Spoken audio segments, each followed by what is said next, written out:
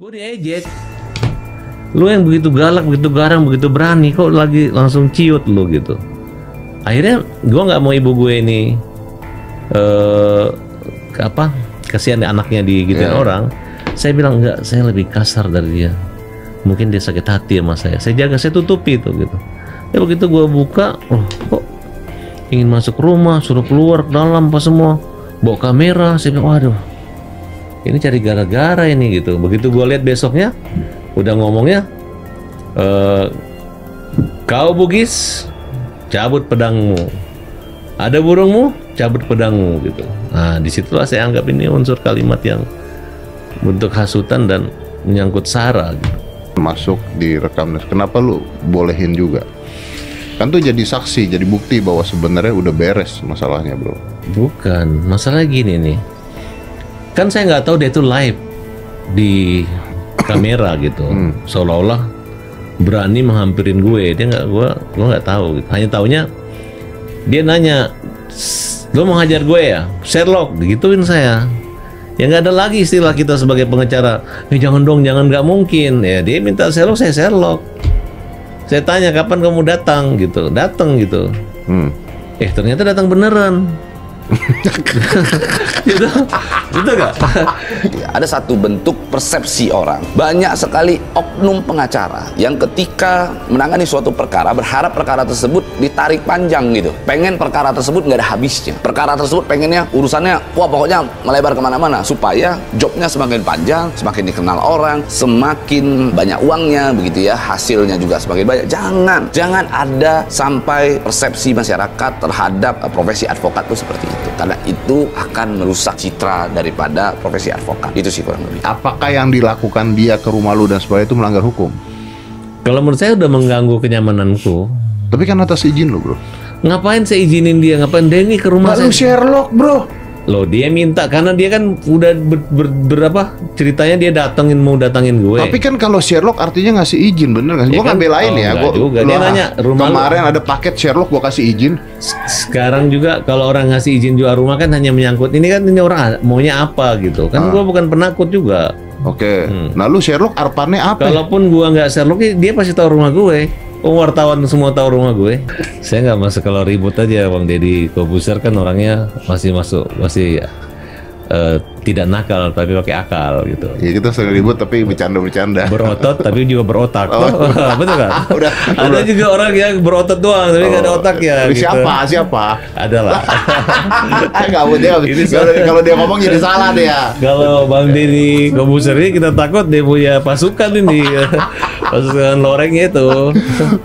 Jadi sampai dengan saat ini kan memang dari kuasa hukumnya Mas Agus kan hanya menyampaikan di media dan sebagainya, ya, tidak ada satu undangan resmi dan sebagainya kepada kami. Nah, untuk itu kita inisiasi sekarang, ya, kita kasih undangan memang secara resmi, ya, karena kita kan memang harus jelas ya untuk dana donasi ini.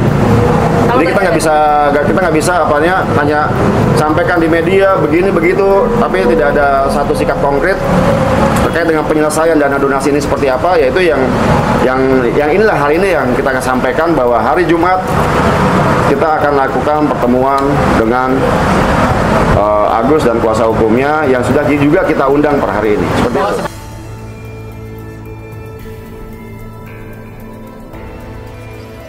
Jawaban polisi soal laporan uang donasi Agus Salim, memang Pratiwi Novianti bisa dipenjara. Laporan kasus dugaan pencemaran nama baik dari korban penyiraman air keras di Cangkrang, M. Agus Salim, 32 tahun, telah diterima oleh Polda Metro Jaya. Agus melaporkan pemilik Yayasan Peduli Kemanusiaan sekaligus YouTuber Pratiwi Novianti alias Teh Novi dalam laporan yang terregistrasi dengan nomor LPB 6330 sekian. Polda Metro Jaya. Pada 19 Oktober benar Polda Metro Jaya telah menerima laporan dari saudara Mas melaporkan dugaan pencemaran nama baik dan atau fitnah dengan media elektronik, ujar Kabid Humas Polda Metro Jaya Kombes Pol Ade Ari Syam Indradi kepada wartawan. Dirinya mengalami penyiraman air keras pada September 2024 hingga penglihatannya terganggu dan membutuhkan biaya yang cukup banyak, ungkap Agus dalam laporannya. Kemudian korban mendapatkan sumbangan dari donasi terlapor melalui sebuah podcast di mana diumumkan adanya donasi yang bisa dilakukan dikirimkan ke rekening terlapor, ujar Ade. Dari penggalangan donasi tersebut terkumpul sejumlah uang senilai 1,4 miliar. Hanya saja uang donasi itu diminta kembali oleh Pratiwi. Pelapor atau korban merasa mendapatkan ancaman tuduhan dan fitnah seolah-olah korban tidak amanah terhadap uang donasi tersebut, kata Ade. Polisi menyatakan akan menyelidiki terlebih dahulu mengenai pengakuan dari Agus terkait alasan terlapor meminta kembali uang donasinya.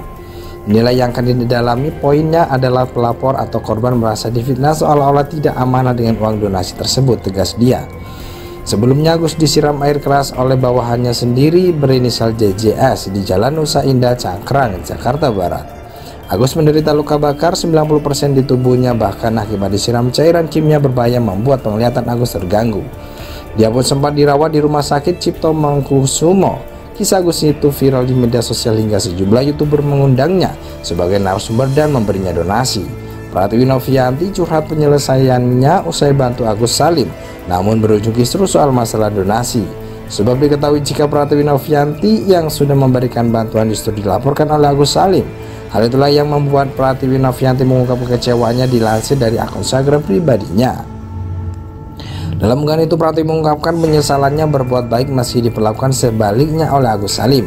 Pratiwi Novianti lantas mengatakan jika tak semua orang tahu cara menghargai dan berterima kasih meski sudah dibantu. Gak pernah nyesel memperlakukan orang lain sebaik mungkin, tapi pelajaran yang didapat adalah gak semua orang tahu cara menghargai dan berterima kasih, tulisnya dalam unggahannya.